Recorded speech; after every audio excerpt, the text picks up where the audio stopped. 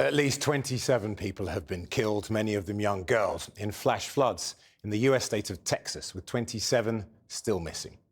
Rescue efforts continued today in Kerr County after the equivalent of 4 months of heavy rain fell in just 2 hours in the early hours of yesterday, causing the Guadalupe River to break its banks. Several of those unaccounted for are young campers who were staying at an all-girls summer camp along the banks of the river. Heavy rain was predicted, but not like this. The River Guadalupe in central Texas transformed into a roiling flash flood as the waters rose 8 meters in the space of 2 hours, sweeping away upturned trees, plastic junk, and, it's feared, dozens of girls at a Christian summer camp a few miles upstream of the small town of Kerrville. Among the confirmed dead, 9-year-old Renee Smalstra.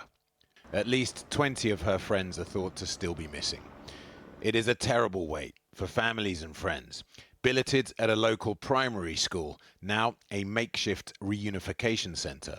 We will do everything humanly possible 24/7, looking at every tree, turning over every rock, whatever it takes, if your child is one of those truly missing and not just out of touch, to find your daughter. The aftermath is close to apocalyptic.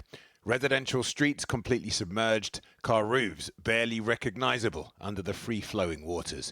Entire homes lifted from their stanchions and dumped asunder. Helicopters winched survivors to safety in the midst of panic. By the time I went to get my keys to move my truck out of the way, to just back up across the street, the water had risen and flooded my truck. The water got up there in the door about this high. And I looked at my wife and it was like, we need to get out of here. This part of Texas is known as Flood Alley. Underneath these waters lie thin soils, which when baked in the heat of summer, refuse to soak up thunderstorms. The water just bounces down the hills into bone-dry tributaries. Questions are being raised. Why were these rains so much heavier than predicted? The original forecast that we received on Wednesday from the National Weather Service predicted 3 to 6 inches of rain in the Concho Valley and 4 to 8 inches of rain in the hill country.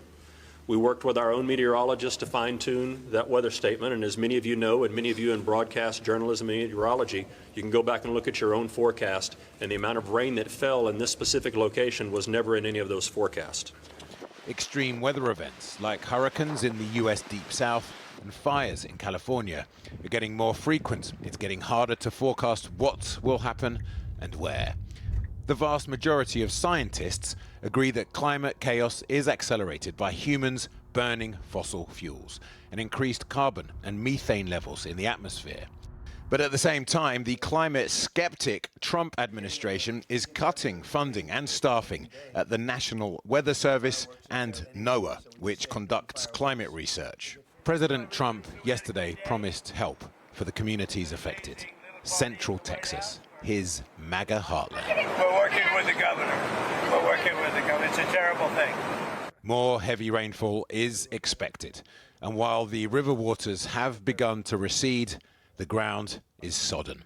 The risk of further floods has not gone away.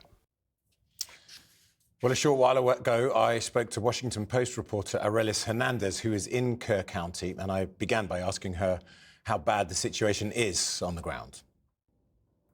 It's catastrophic for this particular region. Central Texas and the hill country is known for floods. The Guadalupe River has flooded in the past, but it seems as though people here did not have a lot of warning that this was coming. And please apologize, there are still rescue helicopters flying overhead. Yeah.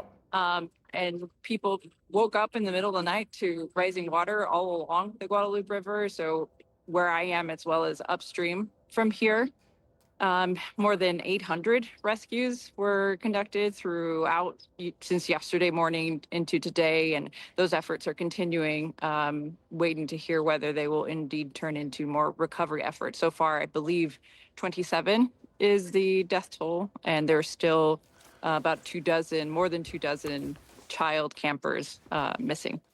And that is the horror of this. There are many families that woke up this morning to discover that their daughters may be missing. Indeed, Camp Mystic is well known throughout the city of Texas. It receives little girls from all across, from Beaumont to Dallas to from Houston, and there were parents who were on their way here to find out whether they would be reunited with their children or if their daughter was among those who are still unaccounted for. And are there other camps that may be stranded and potentially missing kids? Well, this is an area popular and a big part of the economy out here, these summer camps, particularly summer youth camps, as well as sort of religious camps. There are about 18 of them. And so there was a similarly situated boys camp, La Junta, that had to be evacuated. As far as we know right now, none of those boys were lost in the water. Most have been evacuated to reunification centers at local high schools, as well as an activity center here not too far away. And are people angry that the weather forecast didn't predict this huge amount of rain? I think people are still in the throes of rescue and trying to figure out and put their heads together and processing what has happened here. It's absolutely devastating. I know this area personally. I tube down this river from time to time. I spend a lot of time up here at the vineyards, and I think people are still sort of processing and haven't gotten to that point yet. But I do think that anger will rise as we get a better picture of how many lives were lost here and what could have been done to have prevented some of that loss. And do you anticipate that there will be any kind of discussion around the political context with the defunding of NOAA and weather forecasting for climate skeptic reasons? Certainly, inevitably, that those are the types of issues that will come up as the days continue, as search and rescue turns into recovery efforts. I do think that that'll probably be part of the conversation, but certainly not yet what's happening here. I'm sure there are a lot of people who are on social media debating that right now, and defending the National Weather Service. But right now, that is not the conversation that is dominating. How confident are authorities that the missing people, the missing girls, may be found? They're making every effort. There've already been sort of miraculous survival stories that have emerged. A woman who was swept almost 20 miles from where she was camping with her family survived by clinging to a tree. I think there's quite a bit of hope, but as we get into deeper into the hours since this tragedy struck, certainly hope is waning. Arelis Hernandez, thank you very much indeed for speaking to us. We're grateful. Thank you.